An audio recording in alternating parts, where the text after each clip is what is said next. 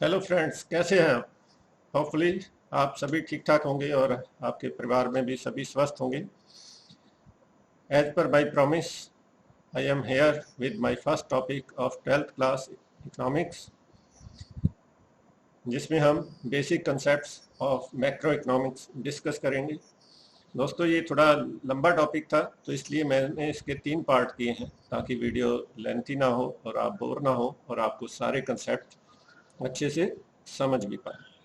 तो इसलिए हम जो 8 कंसेप्ट हमने सेलेक्ट किए हैं, इस वीडियो में हम पहले 4 कंसेप्ट को डिस्कस करेंगे और उसके बाद नेक्स्ट दो जो टॉपिक हैं वो नेक्स्ट वीडियो में और बाकी के 2 थर्ड वीडियो में डिस्कस करेंगे। तो आज का जो पहला जो सीरीज है, उसका जो पहले दिन हम जो 4 टॉपिक लेके आए हैं उसके बारे में डिस्कस करते हैं। होपफुली आपको अच्छे लगेंगे और आप इसको अच्छे से समझ भी पाएंगे। तो चलिए स्टार्ट करते हैं।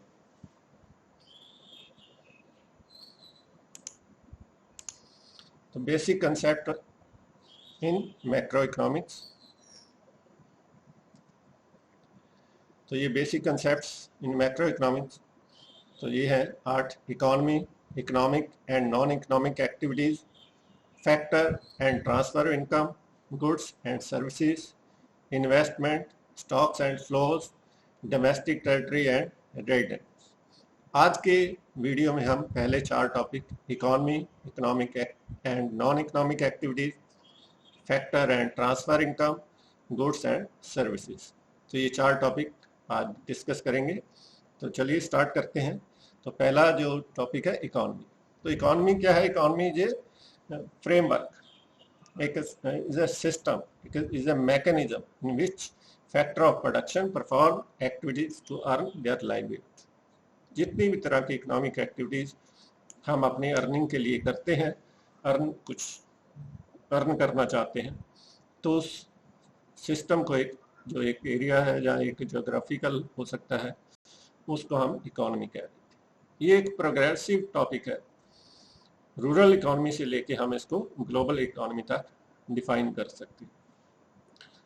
दोस्तों, शुरू में आपने सुना होगा कि लोग पैसा मनी का यूज़ नहीं करते थे। गांव में एक दूसरे को कमोडिटीज़ का एक्सचेंज कर लेते थे, जिसको सीसी इकोनॉमी कहते थे, कमोडिटी इकोनॉमी। गांव में ही सारी ज़रूरतें पूरी हो जाती थी। एक किसान अनाज पैदा करके जो था पाउडर को दे देता था, कुम्हार जिसको बोलते हैं, उसके बदले बर्तन ले लेता था। इसी तरह जो लकड़ी का काम करने वाला अपनी सर्विसेज दे के किसान का हल वगैरह बना के उसके और उसके बदले अनाज ले लेता था। तो ये सारी ज़रूरतें गांव में ही पूरी होती थी, इसलिए उसको ग्रामीण अर्थव्यवस्था या रूरल इकोनॉमी कहते थे। धीरे धीरे लोगों की ज़रूरतें बढ़ी, डेवलपमेंट हुआ, ट्रांसपोर्ट के साधन बढ़े, कम्युनिकेशन के साधन बढ़े, तो ये इकोनॉमी एक बढ़ती गई और आज ग्लोबल इकोनॉमी तक पहुंच गई है। ये है सभी, ये सभी इकोनॉमी का पार्ट है, चाहे वो एक लेबरर है, एक शॉपकीपर है, बोर्ड मीटिंग है, या कुछ माइनिंग का काम चल रहा है, डॉक्टर सर्विसेज, किसान अपने खेतों में अनाज उगा रहे हैं, टीचर पढ़ा रहे हैं, तो ये सारा ही इकोनॉमी का पार्ट है जो अपनी अर्निंग के लिए कर रहे हैं। सभी का पर्पज़ अपनी सर्विसेज प्रोवाइड करवा के या कुछ प्रोडक्शन करके अर्न करना। तो इन एक्टिविटीज़ को हम 2 में डिवाइड कर लेते हैं, economic activities and non economic activities. तो ऐसी जितनी भी एक्टिविटीज़ हैं जिनका पर्पज़ कुछ अर्न करना है, कुछ इनकम जनरेट करना है, तो उसको हम इकोनॉमिक एक्टिविटीज़ कहते हैं।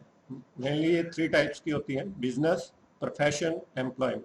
बिजनेस में हम किसी चीज़ को प्रोड्यूस करते हैं, एक चीज़ को यूज़ करके नई चीज़ बना लेते हैं, वैल्यू एडिशन करते हैं। प्रोफेशन में अपनी प्रोफेशनल सर्विसेज प्रोवाइड करवाते हैं, जैसे डॉक्टर है, लॉयर है, फाइनेंशियल एडवाइज़र है, या साइकोलॉजिस्ट है। ये सभी क्या है? प्रोफेशनल्स है, अपनी प्रोफेशनल सर्विसेज प्रोवाइड करवाते हैं और उसके बदले अर्निंग लेते हैं। तीसरा एम्प्लॉयमेंट। इसमें एम्प्लॉयमेंट में हम अपनी सर्विसेज सेल करते हैं, किसी दूसरे के लिए काम में यूज़ करते हैं, डायरेक्टली उसका यूज़ हम, जैसे एक डॉक्टर अपनी क्लिनिक चला रहा है तो वो प्रोफेशनल अपना बिजनेस कर रहा है, और या वो किसी हॉस्पिटल में काम कर रहा है तो वो अपनी एज एम्प्लॉय काम करता है। तो इस तरह एक टीचर अपनी कोचिंग सेंटर चला रहा है तो वो प्रोफेशनल है, और अगर वही अपने किसी स्कूल में पढ़ा रहा है जो एम्प्लॉय काम कर रहा है तो उसको एम्प्लॉय कह देते हैं। तो इस तरह की एक्टिविटीज़ हम इसको मेनली 3 भागों में बांट सकते हैं, या ये इंटरमिक्सड है, कोई अलग नहीं कह सकते कि ये एक्टिविटी प्रोफेशनल है या ये एम्प्लॉयमेंट है। एम्प्लॉयमेंट में मेनली हम अपनी सर्विसेज किसी दूसरे के लिए यूज़ करते हैं, जिसके बदले में हमें फिक्स्ड अर्निंग या मंथली, ईयरली या वीकली मिलती है या डेली बेसिस पे। प्रोफेशनल में हम जितनी सर्विसेज, जितनी वो हमें पेमेंट देते हैं उतनी हम अपनी सर्विसेज प्रोवाइड करते हैं। नॉन इकोनॉमिक एक्टिविटीज़ मेनली जिनका इनकम जनरेशन से कोई काम नहीं होता, ये हम अपनी फैमिली रिस्पॉन्सिबिलिटी, सोशल रिस्पॉन्सिबिलिटी या लेजर टाइम के लिए में ही करते हैं। घर में गार्डनिंग करना, फ्री टाइम में सब्जियां उगा लेना, ये फ्री टाइम एक्टिविटीज़ हैं। अपने बच्चे को पढ़ा देना, एक लेडी का अपने घर के बच्चों के लिए खाना बनाना, ये फैमिली कमिटमेंट एक्टिविटीज़ है, इसके बदले उसको कुछ अर्निंग नहीं मिलती। कल्चरल और रिलीजियस एक्टिविटीज़, अपने धर्म के लिए हम जैसे गुरुद्वारा वगैरह में फ्री में लंगर खिलाया जाता है, या हम अपने चर्च में जाके वहाँ सर्विसेज देते हैं और गार्डनिंग वगैरह करते हैं, फूल वगैरह लगाते हैं। तो वही ये सारी सर्विसेज, या अपने कल्चर को डेवलप करने के लिए किसी तरह के फेस्टिवल्स ऑर्गेनाइज करते हैं। तो ये एक्टिविटीज़ नॉन इकोनॉमिक एक्टिविटीज़ है। सोसाइटी में किसी को आप फ्री में गरीब बच्चों को पढ़ाने लगते हैं, या जो ओल्ड एज है ओल्ड एज होम में जाके उनकी सेवा करने लगते हैं। तो ये सारी नॉन इकोनॉमिक एक्टिविटीज़ है। इनका करने का मकसद सिर्फ मेंटली या आपको साइकोलॉजिकल सेटिस्फेक्शन है, ना कि इससे कोई आपकी अर्निंग एक्सपेक्टेशन। इसी तरह इनकम को 2 भागों में बांटा जाता है, factor income and transfer income. जो किसी काम के बदले मिलती है, जो किसी हम कुछ करते हैं, किसी को अपनी सर्विस, कुछ गुड्स सर्विसेज प्रोवाइड करते हैं, तो वो इनकम फैक्टर इनकम है। जो बिना कुछ किए हमें मिलती है वो ट्रांसफर इनकम। एक फादर का अपने बेटे को कुछ पेमेंट देना, वो पॉकेट मनी के लिए, दैट इज ट्रांसफर इनकम। और उस फादर का बाहर में कहीं काम करके अर्निंग प्राप्त करना, that is factor income. Factor income earn करने की जाती है और ट्रांसफर इनकम रिसीव होती है, उसके बदले हमें कुछ काम करने की कोई जरूरत नहीं होती। फैक्टर ऑफ प्रोडक्शन, जो फैक्टर इनकम है, फैक्टर ऑफ प्रोडक्शन जो 4 फैक्टर्स हैं उनको मिलती है, लैंड, लेबर, कैपिटल, एंटरप्रेन्योर्स, उनके काम के बदले उनकी काम के रेशियो के अनुसार। लेकिन ट्रांसफर इनकम गवर्नमेंट द्वारा या आम व्यक्तियों द्वारा किसी दूसरे को दी जाती है, जैसे गवर्नमेंट ओल्ड एज पेंशन देती है,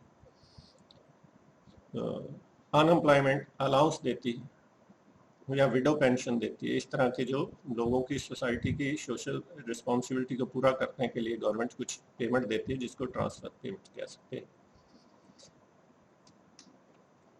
गुड्स एंड सर्विसेज, तो गुड्स जिसको जो यूजफुल है हमारे लिए और जिसको हम छू के टच कर सकते हैं, छू सकते हैं, तो ये गुड्स है। सर्विसेज ऐसी चीज़ें हैं जो यूज़फुल तो है लेकिन आप उसको टच नहीं कर सकते, देख यूज़ नहीं कर सकते, यूज़ करनी पड़ती है लेकिन देख नहीं सकते। मोबाइल एक गुड्स है, लेकिन उसमें जो नेटवर्क है वो एक सर्विस है। आपने मोबाइल खरीद लिया, सिम खरीद लिया, जब तक उसमें ये नेटवर्क नहीं आएगा आप उसका प्रयोग नहीं कर सकते, कॉलिंग के लिए तो नहीं कर सकते। तो इसलिए जो मोबाइल और सिम दैट इज़ गुड, और जो उसका नेटवर्क है दैट इज सर्विस। या नेट पैक डलवाना पड़ता है, आपको इंटरनेट चलाना है, नेट पैक डलवाना। सिम ले लिया, मोबाइल ले लिया, लेकिन नेट पैक नहीं डलवाया तो नहीं चलेगा। इसी तरह डॉक्टर्स की सर्विसेज, लेबरर की सर्विसेज, ये सभी सर्विसेज हैं, इनके बदले ये भी उतनी ही इंपॉर्टेंट है जितनी गुड्स। ये देखिए गुड्स, टायर खरीद रहे हैं तो ये गुड खरीदी, साथ में उसने आपको फिटिंग करके दी, ये सर्विस है। तो ये सर्विस के अलग से भी चार्ज ले सकता है, और हो सकता है वो कह दे कि गुड्स के साथ ये फ्री ऑफ कॉस्ट है, सर्विस के कोई चार्ज नहीं लगे। कई बार चार्ज लेते हैं। आपने टायर एक जगह से खरीदे और फिक्स करवाने किसी दूसरे के पास चले गए, तो वो ऐसा ही होगा कि टायर खरीद लिया आपने और फिक्स जो करेगा वो उसके अलग से चार्ज लेगा। तो वो अपनी सर्विस देने के चार्ज लेगा और शॉपकीपर टायर देने के।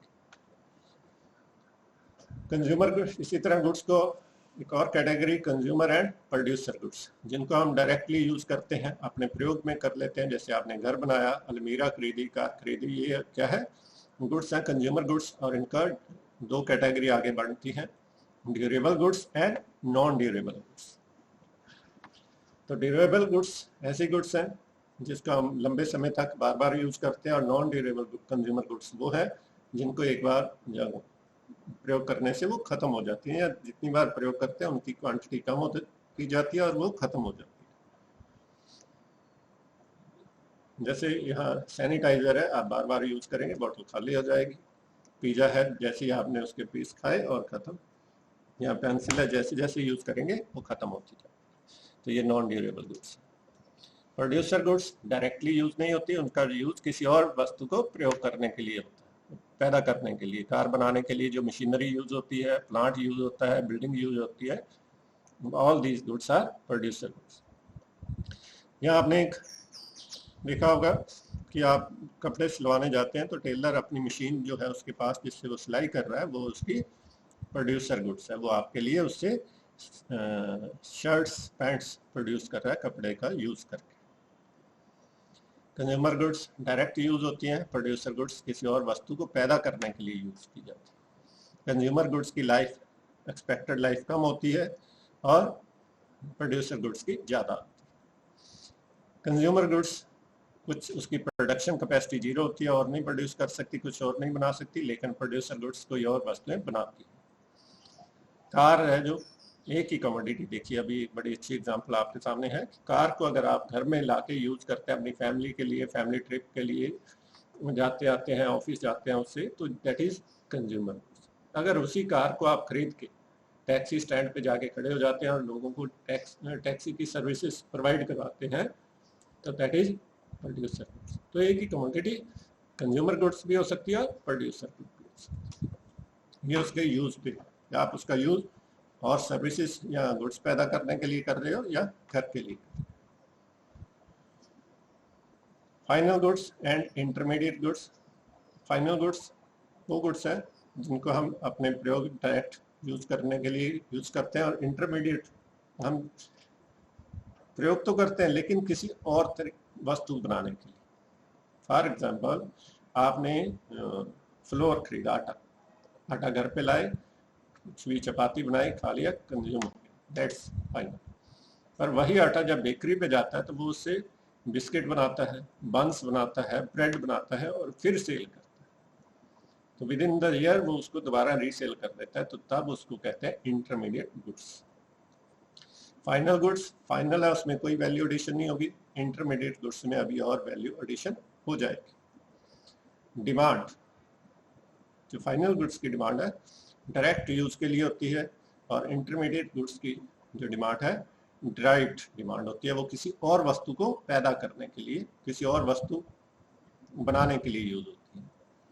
फाइनल गुड्स हैं जो प्रोडक्शन बाउंड्री को क्रॉस करके जा चुकी हैं, अब वो प्रोडक्शन बाउंड्री से बाहर है, अब उसका प्रयोग और वस्तु बनाने के लिए नहीं होगा। लेकिन इंटरमीडिएट गुड्स अभी प्रोडक्शन बाउंड्री के अंदर है और उनका प्रयोग और वस्तुएं बनाने के लिए भी होगा। तो ये पहले मैंने बताया था वैसे ही है कि मिल्क एक फाइनल गुड्स भी है और इंटरमीडिएट गुड्स। मिल्क को घर में लाके यूज कर लिया, किसी भी रूप में किया, वो फाइनल गुड्स। लेकिन एक प्रोड्यूसर उसी वस्तु को किसी और चीज में कन्वर्ट, मिल्क को वो दही बना के बेचता है, तो जो वो 50 रुपए केजी वाला दूध है, जब उसका दही बन जाता है तो 200 रुपए केजी हो जाता है। जब उसका मक्खन बन जाता है वो 300 रुपए केजी हो जाता है। घी बन जाता है तो 600 रुपए केजी हो जाता है। तो प्रोड्यूसर उसकी वैल्यू एडिशन करता जाता है। तो अगर उसका प्रयोग किसी और वस्तु बनाने के लिए किया गया है तो दैट इज इंटरमीडिएट गुड्स। और एग्जांपल है बड़ी सिंपल सी कि साल्ट अगर आप बेकरी में यूज हुआ बिस्किट बनाने में तो वो इंटरमीडिएट गुड्स है, अगर आपके डाइनिंग टेबल पे यूज हुआ तो वो कंज्यूमर गुड्स। तो ये थे आपके आज के मेन 4 टॉपिक। अभी हम इस पे बात करते हैं कि अगर इस कंसेप्ट से रिलेटेड या किसी भी और टॉपिक से रिलेटेड आपको किसी तरह की क्वेरी हो तो आप मुझसे कांटेक्ट कर सकते हैं डे टाइम में। मेरा फ़ोन नंबर है 7973793714। टॉपिक से रिलेटेड किसी भी तरह की प्रॉब्लम हो तो मैं आपके लिए आपकी कॉल अटेंड करूंगा, या आप मेरे को इस नंबर पे व्हाट्सएप भी कर सकते हैं, जिसका मैं रिस्पांस आपको ज़रूर दूंगा। दोस्तों, ये हमारी सीरीज़ का पहला वीडियो था और पहले वीडियो में हमने 4 कंसेप्ट क्लियर किए मैक्रो इकोनॉमिक्स के। तो नेक्स्ट वीडियो तक stay home, stay safe, thank you, have a good day.